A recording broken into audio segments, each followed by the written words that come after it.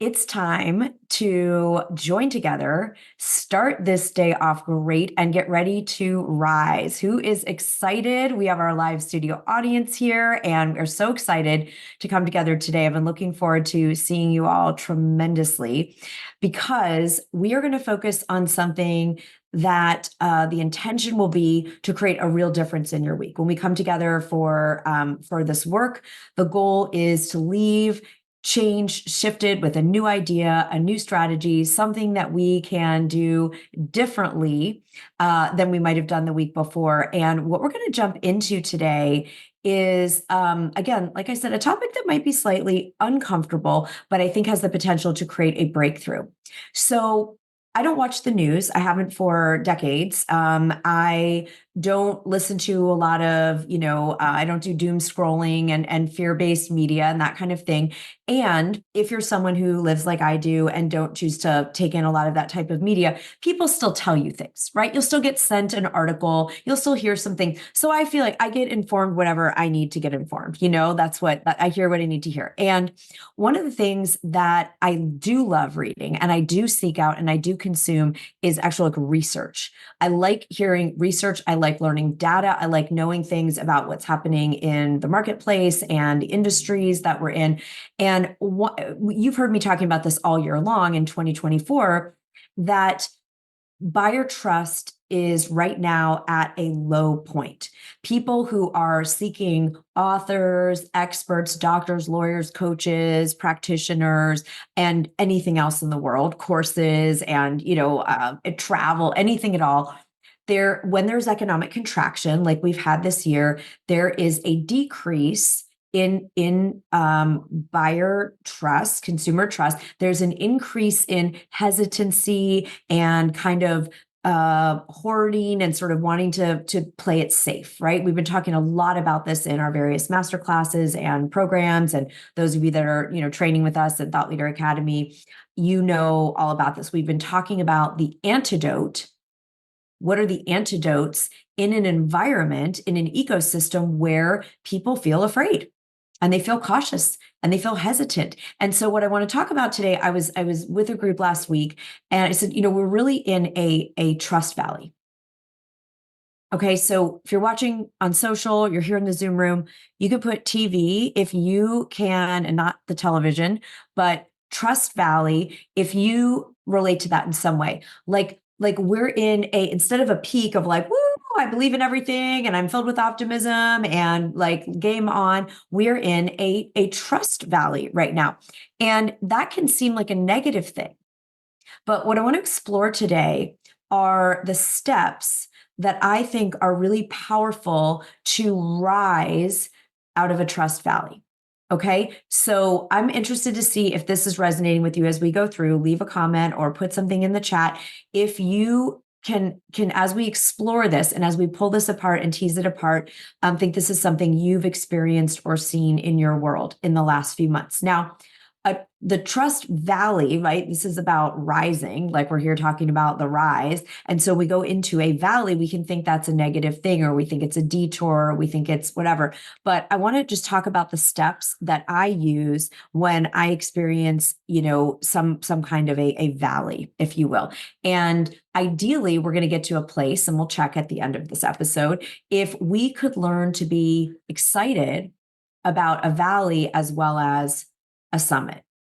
All right. Are you guys open to that? All right. I hope so. All right. Because truly we could become to a masterful place where both are just rich with learning and opportunity and growth, right? Okay. So the trust valley, we have data and statistics. You can go on and look online anywhere you want and see that buyer trust is low, hesitancy is high, people are feeling more cautious, people are feeling contracted and afraid.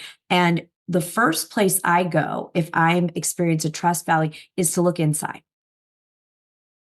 Because maybe while you're thinking about, clients that used to say yes in one phone call now require 5 meetings, or, people that used to just, sign right up for this level of a health program with me are now wanting something at a different ticket price, or all these things you might be experiencing. That's out there. That's people. And we also get to look inside and see, like, has your trust been shaken? right? Because we do the inner work first and then we bring it outside. So the very first step in rising from a trust valley, in my experience, is awareness. The awareness of, have you felt shaken in your trust?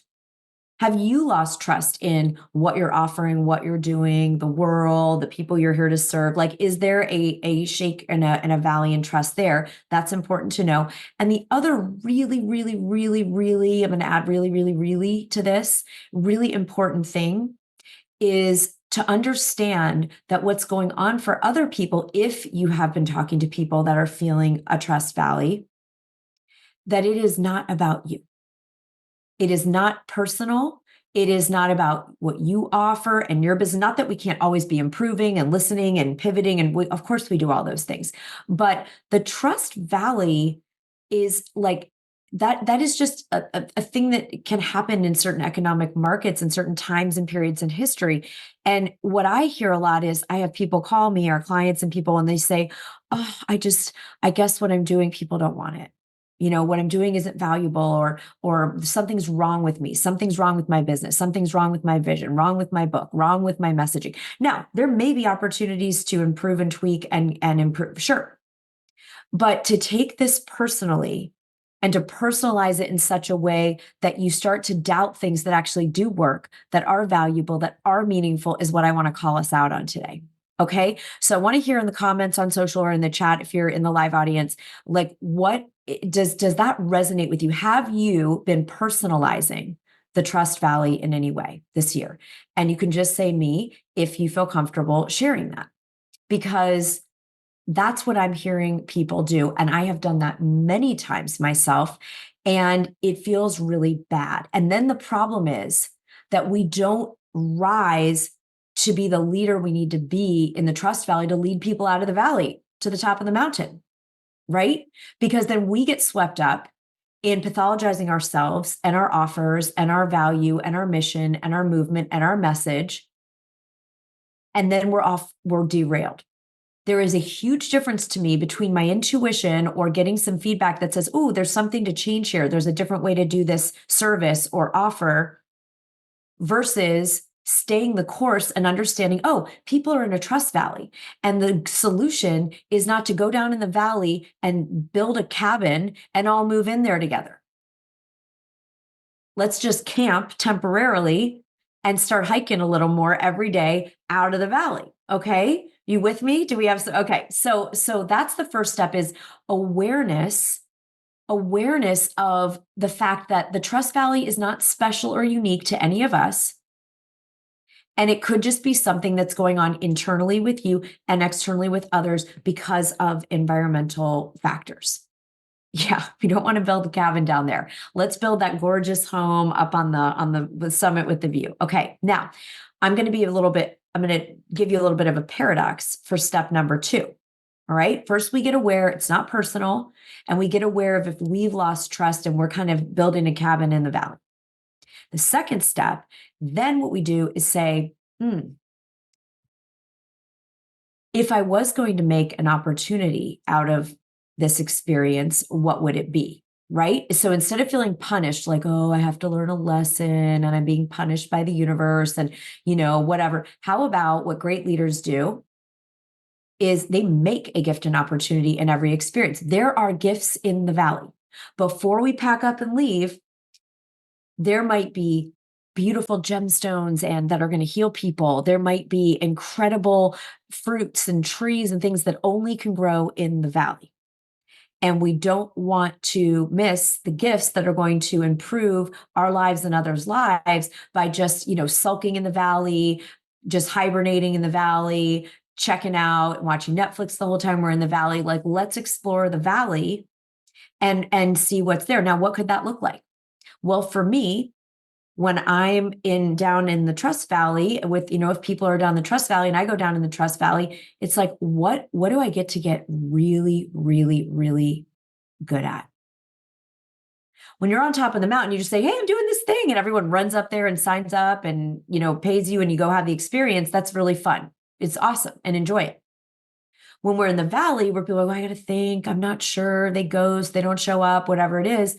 what's the opportunity? Well, the opportunity for me this year is really, really, really listening deeply to the people I'm here to serve and creating messaging and content that is so relevant and so useful and so valuable to them, maybe at a deeper level than I've done before.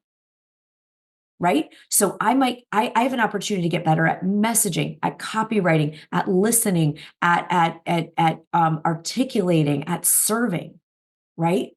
There is clarity, like some of you are saying there's opportunities for clarity, and I get to get more masterful at follow-ups. Okay, so if you've been listening to the podcast this year, you know that right now people require 9 hours of interactive time before deciding if they are going to invest with you and move forward. If you're a thought leader, an author, an expert, an entrepreneur, they require 8+ follow-ups. Well, I never had 8+ really great follow-ups built into the way that I serve people before. But in the Valley, I'm going to make that. I'm going to go find materials, and I'm going to talk to people, and I'm going to find out and make sure it's really useful and valuable to them for real. And I'm going to put something together and innovate and create. There is a portal to creative genius in the Valley, a portal to innovation in the Valley that we miss if we sulk, check out, just go into bunker mentality. Because remember, we talked about being in the Valley, if you're going to rise out of the Valley, is expanding when others contract. So if everybody else in the Valley is just watching Netflix on their phones and you're out exploring, tasting, talking, connecting, learning, and then creating new things, that's going to be incredible, right? But we can't do it if we start building the house down there. We're like, I'm here temporarily. I'm going to make the most gifts and opportunities for myself and others here, and then I'm going to make a pathway up to the summit. Okay. So step number 1, we get to be aware. If there's a trust valley going on and you or others that's happening, it's not personal. You're not, don't throw out your whole, I hear so many like peers, people calling, I'm just going to quit my business. I'm going to quit my vision. I'm going to quit, doing whatever. I do not believe that is the answer any of us will be happy with when we have a temporary trust valley, right?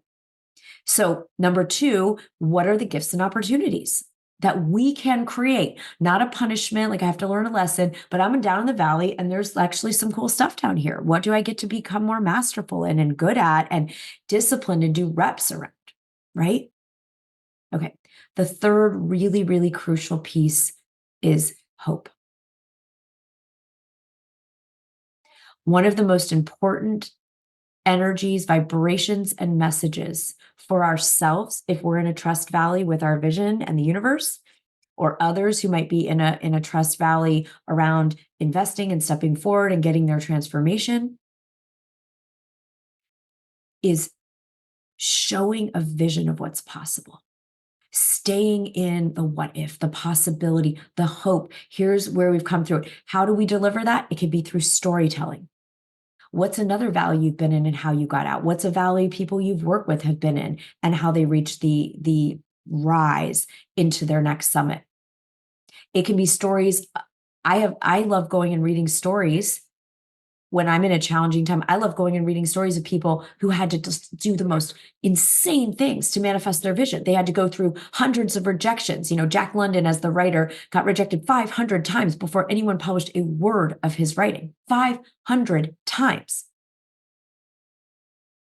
And kept going anyway. Sandra Day O'Connor had to go to every law firm after she had graduated from the top law school in the country and had to go beg for jobs, and no one would hire her because she was a woman.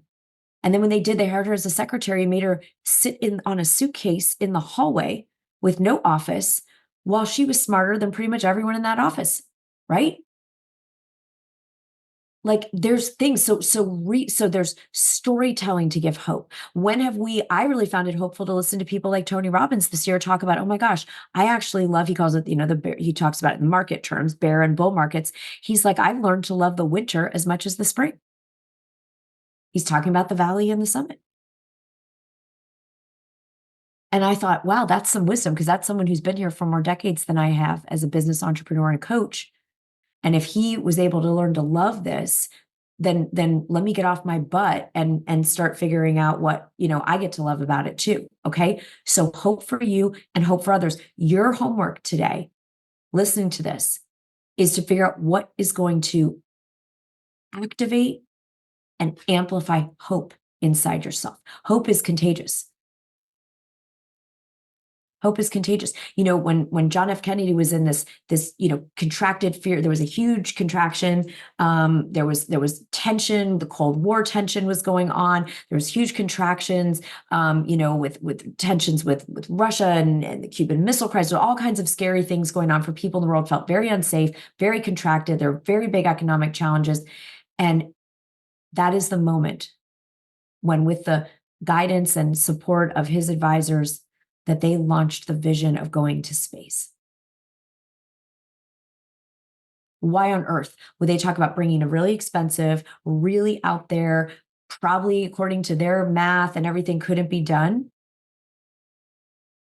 Because we needed a vision of hope for something exciting and big and epic and awesome to put our attention in. It totally changed the dynamic in the environment in the country. It injected all kinds of new, energy into the economy because, as you all know, if you've read about the development of the space program, all kinds of things happened because of that development, like advances in medicine and telecommunications and so many things beyond even going to the moon, right? So we can't stay down in the valley and keep our blinders on and just play it really safe and small. You're never going to win by playing small. Never going to win by playing small. So we got to go, like, what's the big vision you can be speaking into to yourself and for your people? That energy is going to rise like that rocket they launched, getting into, they didn't have the math. They didn't have the money. Nothing was there yet. But they had the hope of a vision, right? So amplifying hope can be done through storytelling, looking at historical periods of time, listening to people who are older and have been around longer and have been through the different cycles, and really tuning into innovation. Really tuning into innovation. The good news about not being able to just do what we did a year ago and 5 years ago is that the world's already seen that movie, right? We've already seen that movie. We're here to innovate and create. You're a creative genius. Yeah. Okay. So this is the way, this is the rise out of the trust valley. If you've experienced it yourself or with people that you're potentially working with, people you are working with, the rise out is first to be aware. Oh, okay. Where am I? I'm in the valley. All right. And instead of freaking out or numbing out or being in denial or just imagining I'm going to catastrophizing that you're going to live there forever and just setting up a house, you're going to then make an opportunity and a gift out of it. And you're going to get busy innovating and creating and learning and serving. And then you're going to start fueling hope. That's going to put rocket fuel under this rise. And the final step I've been talking about a lot just in the last month, because that's the one that's downloaded most recently to me this year as we build this rise together, is the LQ, the love quotient. And this is where you continue every day to cultivate the love you have for serving your people. There's that phrase like dance like nobody's watching. Well, we're going live even if no one's watching. We're putting out offers even if no one seems to be paying attention. We are showing up and writing the book because people are watching and they are reading and they are looking and they are paying attention and they actually are investing. But no one is going to be able to invest if you're down in the valley with the thing over your head watching Netflix instead of innovating, expanding when others contract, showing up to put the value in the world that you're learning down in that valley is going to truly, truly, truly help people, and being obsessively in love with your craft and with serving them. That's the LQ, the love quotient. All right. So that's what we're up to this week. It's the rise out of the trust valley. And it starts with checking in if we need to rise out and use this on ourselves and give ourselves some hope and gives ourselves some encouragement. And how can we ignite the passion? So I want to hear which of those four. You can leave us a comment, in the show notes, or if you're here in the live audience, what of those four things is the next step for you this week? You don't have to do all four of them in the next 7 days. Is it just being aware, oh, this isn't personal. Nothing's wrong with me. I shouldn't give up on my whole vision. There's a trust valley, right? Is it about awareness of just having some relief with that? Is it I'm going to stop either denying it or worrying about it or futurizing about it and really get busy finding out what cool stuff is here in the valley that I'm going to use to make something amazing and innovative that's going to really, really, really serve people right now. Or a way to talk about it in a way that serves people, or is it about hope? You're going to spend the week just inundating yourself with like, oh, this is a cycle, or this is someone who's doing amazing right now, or this is incredible right now. Or is it the love quotient? Is it really just becoming so in love with that next section you're writing in your book, or the person you're talking to on the other end of that Zoom, or the email that you're writing to share what you're doing? Okay, great. Great. Some of you are saying it's going to be a little bit of all of it. Yeah, we can use all of these. Finding things to do in the valley, right? It's like instead of just, sitting in the valley going, oh, because 90% of people are going to just check out and just wait till someone airlifts them out of the valley and things change. But if you mind that valley and you really go deeper in your love of your craft and your hope and your leadership and listening to people and solving the current problem they have right now, maybe in a little bit of a different way, a little bit of a different form, not only are you rising, but they're all rising with you. Yes. Yes, I love this. I love this. Those of you in the live audience, I'm loving this. Reminding yourself of the impact you have with others, the incentive for getting your book out. Yes, having meetings. So, this is about contrary action. The thing I'm going to leave you with is a lot of the valley is about taking the contrary action to what feels comfortable, what feels safe, what feels easy, what feels like familiar, right? It's about the contrary action. I'm going to put out more content, even if I don't know who's watching. I'm going to listen more deeply and fall more in love, even if I feel like people are taking longer than I want or not showing up for things. Paige is going to find a horse to ride out of the valley. Beautiful. I love it. Right? We're only here temporarily. Even if you wanted to stay in the valley forever, you couldn't, because that's not what the ecosystem is going to do. So are we committed to getting every good thing we possibly can out of this and getting, even if we get one great idea out of the valley this week? Is that cool? Let's have that be for those of you that want to supersize the episode today. One great idea that you wouldn't have thought of if everything was super easy right now. And then we're going to be so grateful for that, because here's the deal.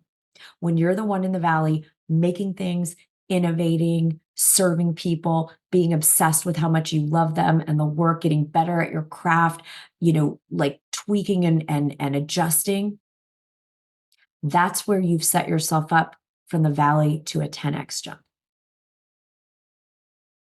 Other people are going to just crawl out, crawl up that thing. You're going to ride that rocket ship. So I'm really honored to be doing this with you. I'm excited for you all. We're just going for one great thing to come out of the valley this week that could never have happened if we were up on the summit. And then getting excited about the 10x potential of that as we rise out. All right. Amazing job, everybody. Have an incredible, incredible week. And I hope to see you, those of you that are in the Abundance Accelerator, we will see you later today. And everybody else, I will see you on the next episode of the show. Have a great, great Monday.